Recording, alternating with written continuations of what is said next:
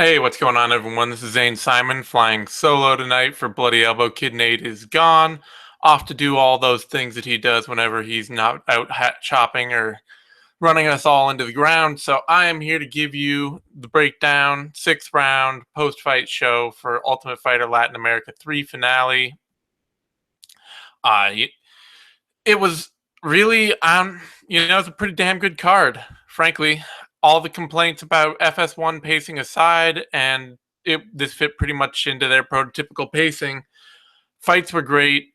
Enjoyed most of the entire card. Really, no complaints at all. So, as it stands, it's one of the better FS1 cards they've put together in a long time. Really well matched. A lot of close fights. Uh, Obviously at the top, Tony Ferguson versus Rafael dos Anjos. Amazing fight. Really fantastic. I thought Ferguson ran away with it a little bit further, more so than the judges did. They had 48-47. I frankly had it 49-46. I didn't give RDA that close third round where he battled back and did really well by the end of it. I thought Ferguson got enough done in the first half of it to take that round. But that aside, and that's a pretty small complaint, Ferguson just looked amazingly commanding throughout this fight. And at this point, I mean, the thing about beating a guy like RDA and getting this win is that RDA was supposedly going to be one of the worst style matchups he had at the top of the division. And we've already seen Ferguson beat Edson Barboza. Obviously, Khabib is out there in the ether as this specter until he fights more top competition again. Certainly RDA seemed like a tougher style matchup than Eddie Alvarez, the current champ. So off a win like this, off this fight, it's hard not to think about it and see this fight, see Ferguson's performance, really, frankly, one of the best of his career, and not think that he absolutely deserves the next title shot. I mean, I love Khabib Nurmagomedov. I want to see him in a title fight. I think it'd be awesome to see him against Alvarez or against McGregor or whoever else. But his recent resume, I mean, it's just not that impressive. He got that win over, some guy who's making his UFC debut and was just obviously overmatched and pretty green. And that's his first fight since 2014. It's 2014. He's fighting Michael Johnson here. Even a win over Michael Johnson, now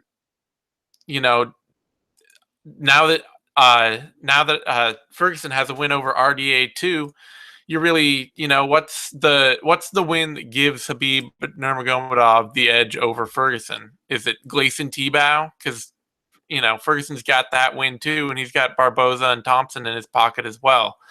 It's hard to look at RDA's or hard to look at Ferguson's record and compare it to Khabib's and say that Khabib certainly has the better shot for a title or the better reasoning to get a title. He's got to be the leading title contender right now, and until Khabib shows that he can put together more than one fight every 2 years, he's got to take a back seat. On that note, in the co-main event, Martine Held got out-grappled by Diego Sanchez, and it's really hard to watch that fight and not feel like Held threw it away, just absolutely tanked it. And I mean, I don't want to speak ill of Diego Sanchez or what it takes to go out there and win a fight, because Diego Sanchez absolutely won that fight. He fought to his strengths. He did not, he jumped out of a submission. He did not let Held get any part of his sub game going in the way he wanted to. And you can't take that away from Sanchez. But Held was absolutely beating Diego Sanchez in the striking battle. Just flat out. Every time they were on their feet, Held was winning those exchanges. And yet Held was the one that insisted on taking the fight to the ground. Held was the one that initiated a lot of the grappling exchanges. And when he got chances to stand back up and reset and can make this fight something that he was more competitive in, he didn't take them. He hit a couple of sweeps in that fight, and you could see going through the sweep that the only thing in his mind was, I want to create a scramble to find another submission position, not I want to create a scramble to get this guy off me and stand back up. He had the space, he had the time to stand up, and he just would wait and try to lure Diego Sanchez back into the grappling game where he lost. And it's hard not to see that and really feel like Held just gave away his UFC debut. And the problem for him, being as willing as he is to grapple off his back like that, is that, I mean, Diego Sanchez is a very, he's a tough vet. He's crafty. He's obviously really hard to submit. But it's not like having a really awesome, solid top game is a really unusual thing for the UFC lightweight division. And if Held is just willing to give up those kind of positions over and over and over again to guys, it's going to be really hard for him to crack the top 15, crack the top 10, and go on a run. Sanchez hasn't looked this impressive in a fight in a long time. Even that win over Jim Miller, was not this impressive. And a lot of that has to be chalked up to Held fighting a bad fight. Before that, Ricardo Lamas against Charles Oliveira. That was a really, really fun scramble. Oliveira looked great for long stretches of that fight. Really just had Lamas dead to rights at the end of the first round. Looked like he had him tapped. But Lamas was saved by the bell.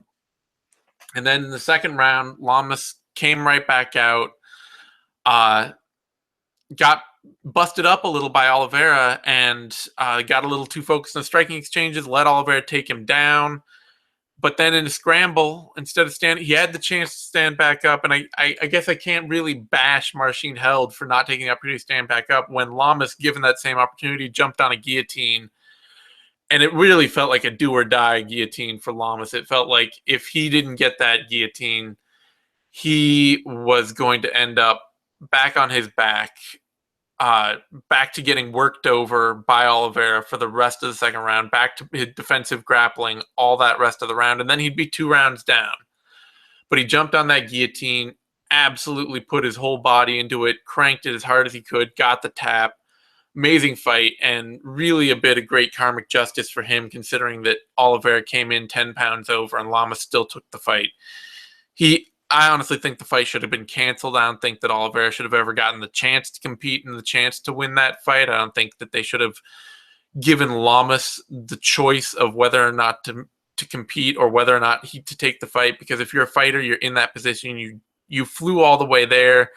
You showed up, you brought your camp, you brought family, you brought friends. You've been looking forward to this for months. There's no way that at the last moment, 99% of fighters are not going to look at that fight and go, you know what, I don't actually want to do this if this guy can't make weight. You give them the choice, most of them are going to say, yeah, I'll take it. Because that's what they're there to do. I mean, they work months to get these opportunities. It's so hard to imagine them throwing away. And so at some point, it's got to be official practice that the UFC just steps in and says, we're not putting this fight on if a guy misses weight by 10 pounds. They didn't, though. Lamas took it, and he got the submission win. That's awesome for him. It also puts some serious doubt into the future of Charles Oliveira in the UFC. I mean, he's lost 3 of his last 4 fights.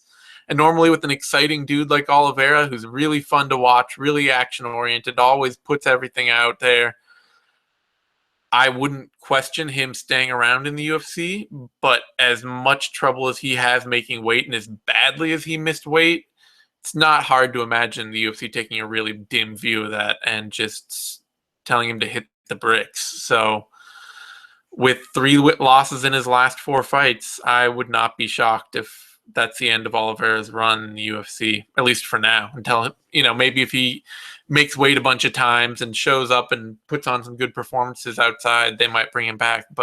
And maybe they'll keep him. Maybe that excitement factor is enough. But somebody else brought it up on Twitter, and I thought about it. I was like, you know what? This is exactly the kind of thing where, at least in the Joe Silva era, I don't know, he's not going to be there much longer, but it's exactly the kind of thing that Joe Silva used to cut dudes for. So before that, we had the tough finale, Martin Bravo versus Claudio Puelles. And I thought that was, honestly, it wasn't a high caliber fight. It's not, some amazing display of technical beauty and skill. It wasn't anything as technical as most of the fights around it on the card. But it's probably also one of the best tough finale fights we've seen in at least a couple of years. Like, it's really hard to think of many tough finale fights that have been better than that. Bravo came out, he's just completely aggressive, super confident, really fun combination striking. Something that it looks like he could really improve on over time. He's not the best athlete in the world, but honestly, he's tough as hell and works with a ton of volume, throws great combos. Finished Puelles off with that really nice body head series of combinations that eventually dropped him on a liver shot. And I'm really excited to see Bravo down at 135. And if the UFC decides to keep Puelles around, I think he can get a lot better. He's clearly the better athlete of the two of them. He's even a lot more technical in some areas than Bravo. Better technical wrestler, better technical kicker, good technique with his hands, but he just doesn't have the same comfort in the cage that that Bravo has. And I think with time that can come. He's just super young. He's only 20, I believe. And so I think if the UFC decides to keep him around, he could get quite a bit better.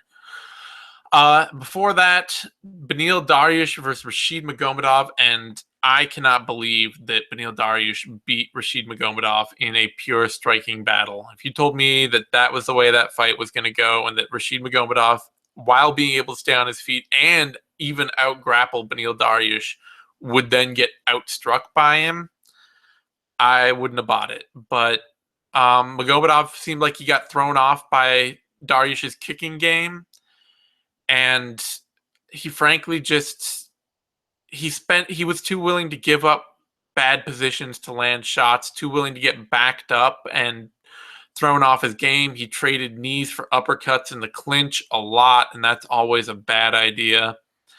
And then he let himself get backed into the fence. He let himself get pressured. And even if you're a great counter fighter, if you're closing yourself down into the fence and putting your back against the cage, you're really limiting the available counters you've got to you. And Dariush knew just how to attack.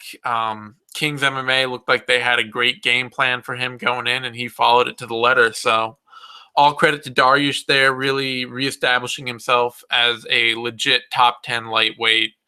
And Magomedov showing that, he may not have quite what it takes to compete at the top as a regular top 15 fighter. It just, without that killer instinct, if guy like Dariush is not the world's most technical, outstanding kickboxer, he's shown that he's solid and he's really improved a lot. But it's hard not to see other fighters. You see a fight like Tony Ferguson versus Rafael dos Anjos further up the card, and you imagine Rashid Magomedov in that fight, and it does not get better for him. Like, this was a really disappointing performance for him, because he, as a counter fighter, he got an aggressive fighter in front of him who was willing to lead, and he could not do enough with it to win. So tough loss for Rashid that kind of has me wondering how much further up the ranks he rises. Before that, Alexi Grasso made her UFC debut against Heather Clark. She looked absolutely on point, totally solid, overwhelmed Clark all fight, just with her athleticism and her volume. Clark, all credit to her, was tough as hell, tried to stay in it, tried to stay aggressive, kept pressing Grasso, but never really got any momentum going in the fight, even when she had to exert so much effort to hold Grasso against the cage or to find any advantageous positions, that once she got those, she really couldn't do land any offense with it, because the moment she tried to open up, Grasso would just escape and start pot-shotting her again. So, for Clark, unfortunately, I'm just not sure that she's really athletic enough to stick in the strawweight division the way it is now. Rawlings, but Rawlings has had her own problems there, and to her credit, has found better form as time goes on. But she's got a real uphill battle in a division that is getting a lot deeper in a hurry. For that, on the prelims, prelim prelim card closed with Erik Perez winning a hard fought decision over Phillipe Arantes. Great fight. Really, Arantes, he's kind of got that Godofredo Pepe thing going on where he cannot for the life of him hold an advantageous position, but he's so aggressive and dangerous everywhere that you can never just let him off the hook. And Perez also, it looks like he maybe blew out his left ACL in that fight, so he ended up only fighting on one leg for the second half of it. And credit to him, he was able to get takedowns, he was able to hold enough advantageous positions, able to land enough ground and pound, able to land enough shots when he was on his feet to keep the win out ahead of him. Arantes was able to jump on him right at the end of the fight and nearly lock up I believe that he nearly locked up a head and arm choke. I'm trying to remember that fight. Just, there was a lot of fun action on this card, but Arantes was doing really well right at the end. Still, Perez got saved by the bell, and it wasn't enough to steer the fight over. Even though it was a split decision, I had it for Perez. I thought he deserved the win. And Arantes, he's a fun action fighter, and that is what it is. It's got its own strengths and weaknesses. In the right matchups, he's always exciting. He'll win the right fights for him. He'll lose the wrong fights for him, but he'll always put on a show. So I can't look down my nose at that fight. It was a ton of fun. Prior to that, Joe Soto came in on very short notice, without much of a camp, at high elevation against Marco Beltran, and put on the best performance possible, just going for the quick takedown, cinching up the heel hook, causing the tap out in a minute 37. Tough loss for Beltran, but great to see Soto on a couple of wins now. He's a really well-rounded, tough fighter who's got a lot of skill, and he's had a tough go of it in the UFC, but now he's got back-to-back wins and building a little momentum, and that's good to see for as tough a run as he's had early on. Beltran, but honestly, he's been doing pretty well so far for himself in the UFC, and I think he can bounce back from this and keep growing as a fun action fighter. For that, Max Griffin had a quick knockout or TKO over Erik Montaigne. Kind of questionable stoppage because it seemed like Griffin just sort of clipped him and then landed a lot of short shots that mostly hit Montaigne in the shoulder and arm. But at the same time, Montaigne didn't seem to question it that much, and Griffin hits really hard. And I don't know. These guys, they tend to take so much more punishment than they need to so often that I can't really be that mad about a quick stoppage. You've got, later in the card, you had Heather Clark telling her corner that she couldn't see right, and them just being like, yeah, well, don't try to look down because you can't see when you look down. Just look at her, and no big deal. And it's hard to compare that with the Montaigne stoppage and then be like, no, Montaigne needs to take more damage for me to be satisfied that Griffin really stopped him there. So Griffin showing off his power. Montaigne, I'm not sure that he's got a lot more time in the UFC at this point. His only win now being over the released Enrique Marin, and the UFC seeming to give a lot less leeway to their tough winners than they have in the past. Prior to that, Douglas Silva de Andrade with a round TKO off a spinning back fist. Maybe questionable stoppage again, but he dropped Briones already in that fight, was landing a bunch of hard shots leading to the back fist. I don't have any problem with that either. Andrade he's a top flight athlete who hasn't had a lot of great training for a long time, and he's trying to, I think, pick up the pieces kind of late. He's not that old, but he's been fighting for quite a while now. He's been fighting since all the way back in 2007. So he's got a lot of ground to make up. It's just fun to see him get a big win, show off his power, show off his speed, great hand speed. And for Briones, it's a tough loss, but he's kind of in that Heather Clark area where he's not the greatest athlete, and he's really relying on his toughness and his brawling ability to get him through a lot of fights. And that may not last for him in the UFC. It's a tough place to be a tough guy who is at an athletic disadvantage. Prior to that, Sam Alvey took a split decision to open the prelims over Alex Nicholson. Nicholson looked like he was doing pretty well for a lot of this fight, but Alvey, to his credit, led a lot more than he has in the past, started opening up his offense and not just waiting on counters, which has been a big problem for him. And once he opened up and started forcing Nicholson to create his own offense, he then opened up a lot of the counter opportunities that worked to his advantage and gave him the win. Nicholson, he's just, he tried to fight a patient game. He tried to pick Alvey off, hurt him a couple times, was fighting smart. But as that broke down, as he got tired, and as Alvey forced him to start leading, Alvey was just able to take over the fight late and really take it away from Nicholson. So solid win for Alvey. Not the most thrilling fight in the world, but a deserved win, and he gutted out some hard moments in that fight to get it. For that, Marco Polo Reyes on the Fight Pass card beat Jason Novelli via split decision. Solid win for Reyes, not terribly exciting. Novelli was looking to really just kind of move, stay at range, stay away from Reyes' power, but he didn't offer much of a counter game. And so as the fight went on, Reyes figured out that he could just lead as much as he wanted to without having anything coming back at him. And that allowed him to really take over the fight for the second and third rounds. And then to open up the card, Enrique Barzola put a pretty one-sided showcase on Chris Avila, who's just not ready for this level at all. He got in off the back of the Diaz name for that SBG versus Cesar Gracie BJJ theme that they did for UFC 202. And that has not served Avila well. He's for this level of competition. I'm not even sure that he's necessarily the level of prospect that would have got to the UFC on his own. His record going in was not anything special.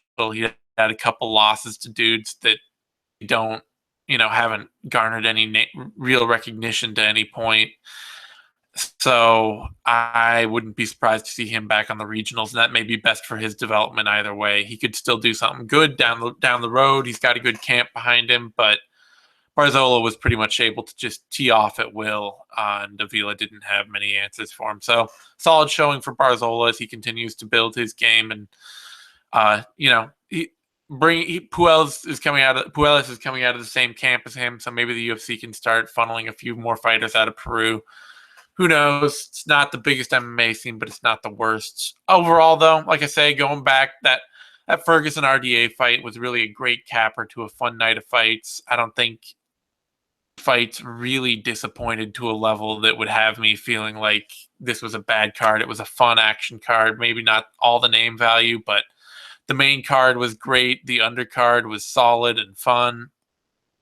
And that main event was just a ton of fun. Great show of technical skill from Ferguson, who absolutely just looked through, like he flowed through the second half of that fight, had RDA's number at every corner, did not let him establish any momentum. Every time RDA would land one shot, Ferguson would be right there with three more to respond, just going through that weird, funky, flowy offense he has. And frankly, he got clipped a few times, but he looked like he was rolling with more shots than ever this time out. It shows, I think, that Venata fight he had, he probably did not expect Venata to be the funky style matchup that he is. Venata kind of, in Ferguson's own vein, fights with a very funky, flowy, unexpected, awkward style. And on short notice, I think Ferguson got caught out a bit by that. But a world-class lightweight here, he looked like he just could not be hurt at all. It was a great performance, and hopefully he gets the next crack at the winner of Breyer, because I think he's earned it at this point.